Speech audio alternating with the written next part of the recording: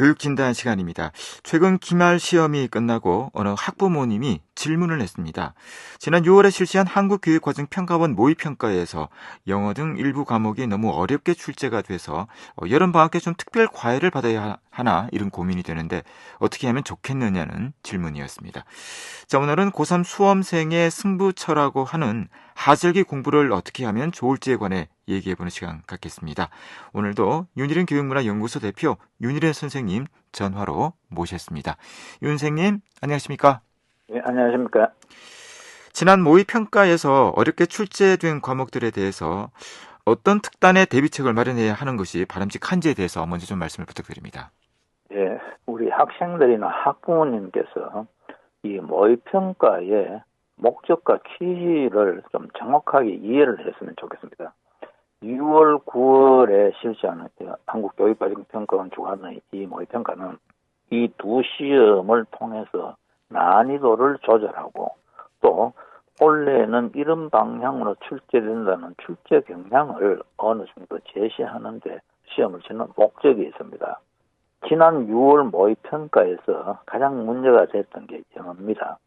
영어는 2018학년도부터 상대평가에서 절대평가로 바뀌었습니다. 그래서 난이도에 관계없이 원점수 100점 만점에 90점 넘으면 1등급, 80점 넘으면 2등급, 70점 넘으면 3등급 이런 식입니다. 그래서 영어가 아주 유아 시절부터 이 사교육에 가장 많은 그 돈을 투자하게 하는 과목이다. 이런 걸로 어느 정도가 되면은 일정 등급을 주자 이런 취지로 도입을 했는데 사실은 난이도에 차이가 있었던 것은 예를 들면은 2021학년도에는 1등급을 받은 학생이 12.66%였습니다.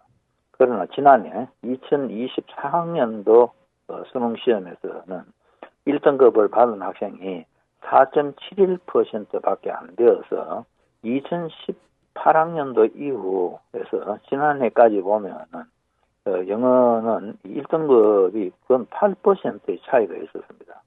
그래서 일부 학부모님들과 또 수험생들은 이렇게 난이도가 들쭉날쭉해서 어디에 맞춰서 대비를 해야 되느냐 이런 문제를 제기하는 것도 사실입니다. 그런 가운데 올해 실은 6월 모의평가에서 1등급을 맞은 학생이 1.47%였습니다. 1.47%밖에 안 나왔기 때문에 상당히 그 수험생과 학부모로서는 좀 당황하게 되죠. 문제가 이렇게 어려우면 누가 제일 좋아할 것 같습니까?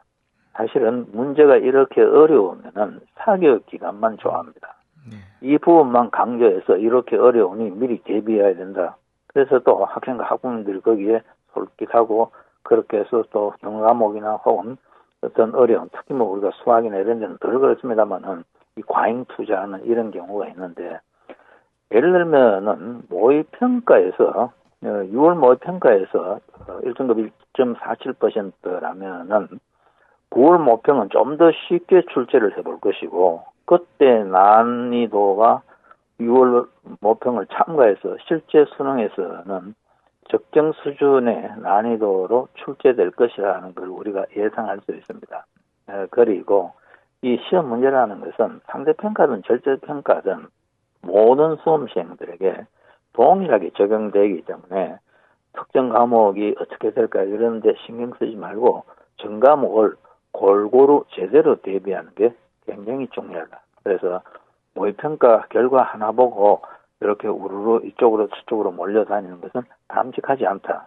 또 그걸 부추고 있는데 너무 좌우돼서는 안 된다는 걸 말씀드리고 싶습니다. 네. 그렇다면 고3 수험생들은 여름방학을 어떻게 보내는 것이 좋을지에 대해 말씀을 해주시겠습니까? 예, 이제 기말 시험도 다 끝나고 사실 고3 수험생들은 방학 때도 쉴 여유가 없습니다. 그러나 일단은 저는 늘 해마다 강조합니다만은 고3 수험생이라 할지라도 며칠은 아무 생각 없이 좀 푹 쉴 필요가 있다. 그게 이 여름 방학을 슬기롭게 견딜 수 있는 하나의 그 방법이 될 수 있다. 이렇게 생각을 합니다. 그래서 짧은 며칠간이라도 부모님의 배려하에서 며칠 푹 쉬면 좋겠습니다. 제가 일전에 고3 수험생을 상대로 설문조사를 몇 해 전에 해본 적이 있습니다. 그때 이렇게 보니 한 3, 4일 휴가가 주어진다면은 가장 하고 싶은 것을 한번 나열해보라. 이렇게 몇 가지 예시를 했는데, 그 조사 결과는 바다나 산으로 짧은 여행을 떠나고 싶다가 42%로 가장 많았습니다. 그리고 실컷 자고 싶다가 32% 나왔고, 책을 읽거나 비디오를 보거나 요즘 유튜브 이런 거겠죠. 이 컴퓨터 게임 등을 하면서 집에서 쉬고 싶다가 22%로 그 뒤를 이었습니다. 또 어떤 학생은 운동이나 봉사활동을 통해 의미 있는 일을 한번 해보고 싶다. 이런 이야기를 한 학생도 있습니다. 그래서 어쨌든 고3이라 할지라도 어느 순간 또 필요한 시간대에는 쉬어줘야 학습의 생산성을 높일 수 있다는 것을 꼭 명심하면 좋겠습니다. 그래서 저는 방학이 오면 고3의 경우 먼저 자연으로 한번 떠나보라. 이 책과 이 좁은 공부방 전기 불빛 아래 뭔가 마음 눈이 지쳐 있는데 자연 속에서 자연을 바라보면서 그냥 맑은 공기를 마시면서 한번 심기일전 해보는 것도 굉장히 도움이 되지 않을까 그런 생각을 합니다. 그리고 또 저는 이것을 가장 강력하게 권하고 싶은데 한 3, 4일 동안에 제대로 된 책을 어떤 자기가 존경하는 위인의 전기도 좋고 문학 작품도 좋고 책을 한 권 딱 손에 잡고 완독해서 어떤 깊은 감동을 느끼면은 일상생활을 하는데 더 큰 힘을 얻을 수 있다. 이런 것도 좀 말씀을 드리고 싶습니다. 그리고 이런 것도 좋지만 하루쯤은 가족들과 함께 식사를 하고 또 여러 가지 이야기를 함께하는 시간을 보내면은 서로 격려하고 또 수고를 인정해주고 이런 시간을 가져보면 굉장히 도움이 되지 않을까 그런 생각을 합니다. 네. 최근 방학을 앞두고 초등 의대만 개강 안내가 나오고 있다고 하는데요. 자, 이런 현상에 대해서는 어떻게 생각을 하시는지 말씀을 부탁드립니다. 예, 요즘 가장 많이 이야기되고 있는 것 중에 하나가 이 초등 의대반 문제인데 사실 이달 초에 시민단체인 사교육걱정은 세상이 선행학습 실태를 발표하면서 지금 초등 의대반 개설이 문제가 되고 있다. 그래서 이 초등학교 5학년 때 이미 고등학교 수준의 수학을 다 끝낸다. 이런 보고서가 나와있죠. 그 조사한 바에 의하면은 정상적인 교육과정 진도의 14배 이상 빠르게 진도를 나간다는 것인데 정말 이게 도움이 될지 안 될지는 아무도 모른다가 아니고 실제로 도움이 안 된다고 이야기할 수밖에 없습니다. 그리고 이 어린 나이에 어떤 특정한 일을 이미 목표를 정해주고 거기로 드라이빙 한다는 것은 대단히 무모하고 위험한 발상이라고 생각합니다. 세상이 하루가 다르게 변하고 있는데 어떤 특정 직업을 겨냥한 준비. 이것은 넌센스라고 생각을 합니다. 그리고 그게 또 효과가 있는 것도 아닙니다.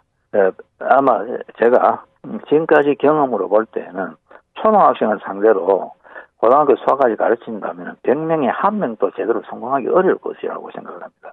그리고 이 나이에 맞게 또 단계적으로 차곡차곡 나아가는 게 중요하지 그게 끝까지 공부를 할 수 있고 또 공부에 대한 지구력이나 이런 것을 길러주지 이 강압적으로 미리 마구 진도를 빼는 것은 달리는 것은 결코 바람직하지 않다고 생각합니다. 그리고 이런 부추김이 있고 여기에 기웃거리는 일이 있다면 이 학생들이 얼마나 불행하겠습니까? 저는 초등 의대반은 일종의 아동학대라고 생각을 합니다. 굉장히 중범죄적 행위라고 생각을 하기 때문에 이 초등 의대반은 말이 안 되는 것입니다. 그래서 그것보다는 이 방학 중에 지적 호기심을 가지고 자연을 관찰하거나 탐구하거나 이런 시간을 가지는 게 나중에 교육과 관련 공부를 잘하게 하는 힘을 비추하는 것이라는 걸 우리 부모님들이 한번 생각해 보면 좋겠습니다. 네, 오늘 말씀은 여기까지 듣겠습니다. 잘 들었습니다. 고맙습니다. 네. 윤일현 교육문화연구소 대표 윤일현 선생님이었습니다.